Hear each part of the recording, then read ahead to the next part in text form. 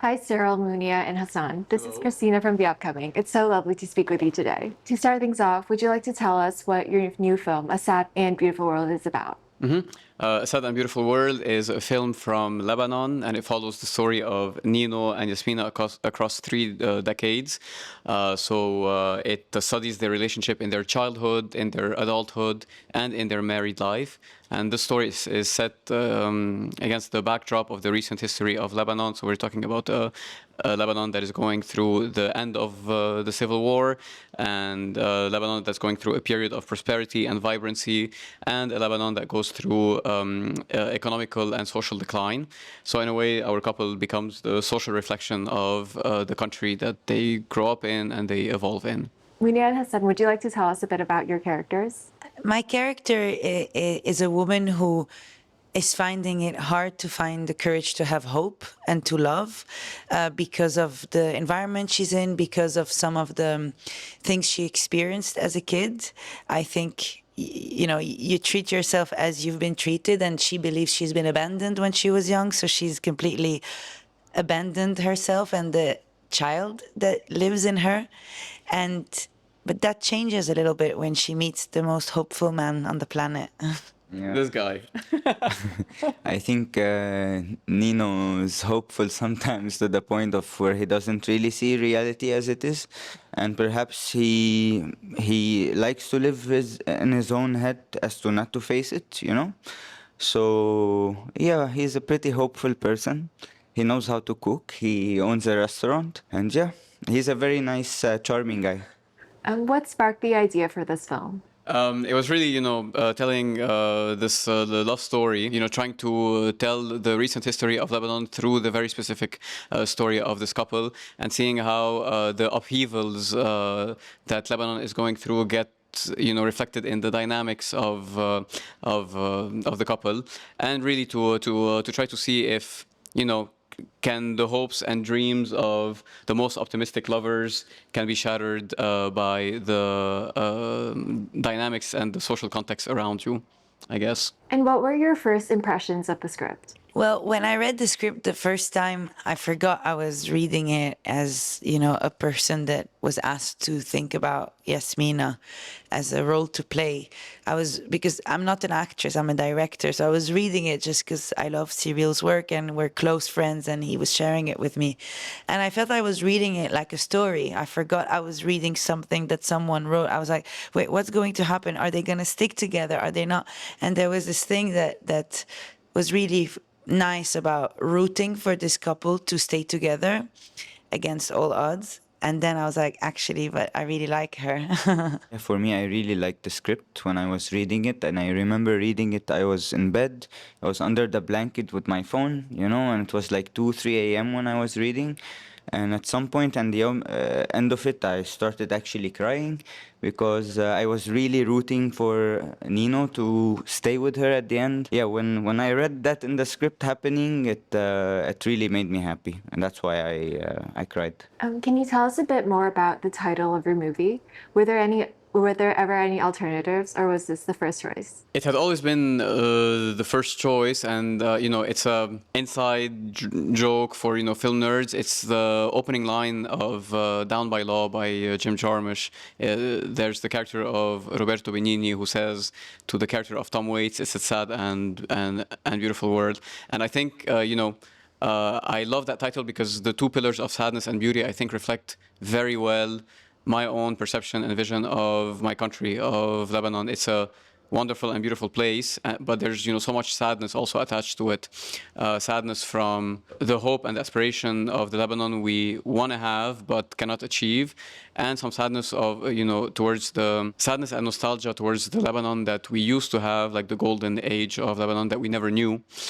So I feel that these two pillars that are embodied in the characters of Nino and Yasmina are reflect my own perception of my country, and I don't know if you guys agree, but I really fought to get the title and keep it all the way because it's a long title and it's it's a sad and beautiful world, life, what is it, but I really stuck to it. I really like it. What kind of research did each of you do in preparation for this film? What we did with the actors is we rehearsed everything around the script, so like not the scenes directly, to keep so that when we do the scenes on set, it would be fresh and it would be impulsive. But we were building their relationship before, so we were doing scenes of how Nino and Yasmina were, how did they meet, and what their interactions are, how their first dates were, things like that, to really get them to be super comfortable with each other, and so that when we get to the first day of shoot and we look at them, we believe that this is a couple that has they know each other, and there's this magnetic attraction between the two of them. But then when we were on set, it was much more loose and much more free. But I'll let the actors also talk a bit more about how they prepared for the part. I think for Hassan and I, it was really important to feel safe around each other, and that we're here, like, because obviously an actor is a reactor, and I think we both knew that the more we build that communication, the more it would help each of us. So we spent a lot of time together. We spoke a lot about the story, about the characters, their lives outside the screen, outside the frame, outside the timeline of the film, which is already long. And we didn't over-rehearse the actual scenes, but we rehearsed the love and the comfort and the safety around each other a lot. I think just to add to that, we also did cooking classes, like Cyril arranged cooking classes for us. But I really feel what Mounia said, that a lot of the research was done on the spot, also on the set. Like we would talk about the scene, we would read the scene, and then we would rehearse a couple of times with Cyril. But I remember he would always like to shoot also the first take or the first rehearsal, because something nice or magical would happen at that time. A lot of the very interesting scenes happen around the restaurant.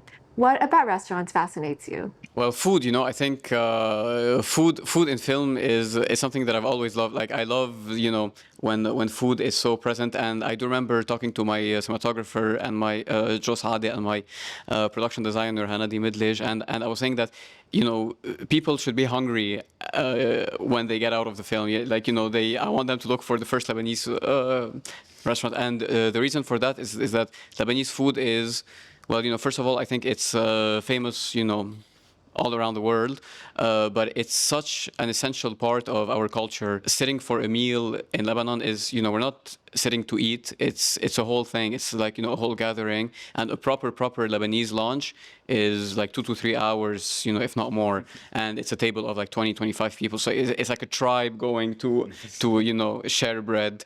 So yeah, like I thought that it's such an important part, and I want to put it at the forefront. And what was the filming process like for scenes around the restaurant, especially the messier ones? It was it was kind of challenging, because when you're in a restaurant, you have 15, 20 actors plus, so like you have your mains, and then you have all the secondary and the speaking parts.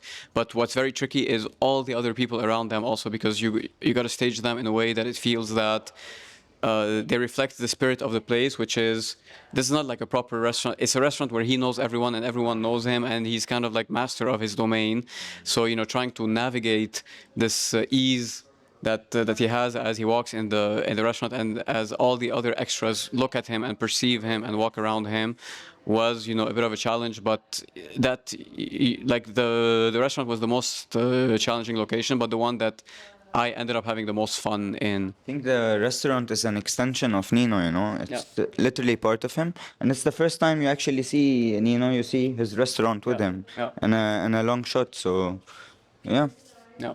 Were there any other scenes that were particularly challenging to shoot? Yeah, no, we have three kids in the film. So little Yasmina, little Nino, and their own child in the third chapter. And obviously, it's always very challenging to shoot with kids. It's kind of pointless to get them to say the lines that you wrote, but we went with a completely different approach, which is we're just going to roll for a very long time, and just let them play. little Nino knows what he wants from little Yasmina, and little Yasmina knows what she wants in return. So when they say the line, it comes out very like, I'm just saying my line. But if you really let them play and try to achieve what each of their character wants, they will get them as the 8-year-olds that they are, exactly. And that is truly magical when you catch like a genuine reaction, or a genuine declaration of love of an 8-year-old to another, which is so sweet.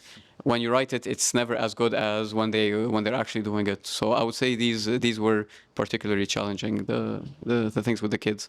Finding child actors is always very difficult, and the child actors who played the main characters in your movie were amazing. What was your casting process for that like? That was the main focus of the casting, because in the casting I really wanted to have Mounia since the script, and then I had to look a lot to find Nino, but the main focus was trying to find the kids, because they have to be they have to be good, but also they have to look like them.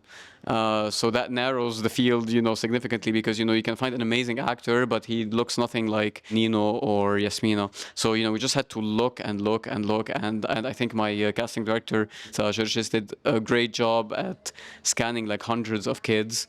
And we did like several auditions of the kids alone and then together, and try to see what the dynamic is. But I think the kids we ended up getting are close in personality to, in their real life, they're quite close to what the kids really are. So that helped also. On the subject of the main characters being kids, what made you finalize on the film taking place over 3 decades? I think it was one of the reasons was because we're talking about legacy and what stays from one generation to the other, and especially for them, having like broken childhoods, how do they like what kind of education do they transmit to their own daughter? Are they gonna teach her to be like Nino, full of optimism and joy and borderline delusion, or are they going to be more pragmatic and down to earth, which is going to make them more prepared for the toughness of life, but gives them with an earlier coming of age. So that was one of the threads of the film. So as a result, it needed to be told in over an extended period of time. But also I wanted to follow the ups and downs of the city, because I wanted to go through these moments of intense hope and admiration and love vis-a-vis, like towards the city, contrasted with periods of like ultimate despair and depression, because this is what we go through as Lebanese. I think we keep going through this emotion, this elevator of like emotions of extreme hope followed by intense depression, and it just keeps going up and down like a wave. So your film is here at Venice. What's one detail that someone who is not Lebanese will miss in your film? I think, do you have an answer? No, something. And I think that, because it has a lot of comedy, and a lot of comedy comes from the dialogue and the slang and the choice of words. I think that if you speak Arabic, especially, Lebanese dialect, I think you will always understand, you will always get like the extra 5 or 10%. But that's something that I'm very aware of in foreign films. I know that, especially when it comes to comedy, the international audience will never understand the film the same, up to the level of a local or a native speaker. And I'm completely fine with it, because I'm like, what? That's the pact between the director and their own crowd, or like their own people, that you will laugh 5% more than everyone else, because you know that this choice of word is actually it's going to get lost in translation, but you will understand the humor of it. Yeah, and I think there's something really amazing that happens when you watch a film that is not from your culture and you project your own. So I think growing up, like I feel like I discovered the world from watching international films, and also probably not understanding everything, but learning something new and projecting my own feelings onto another culture. And I think that's the joy of cinema. That misunderstanding can be the source of a lot of learning. Mm-hmm.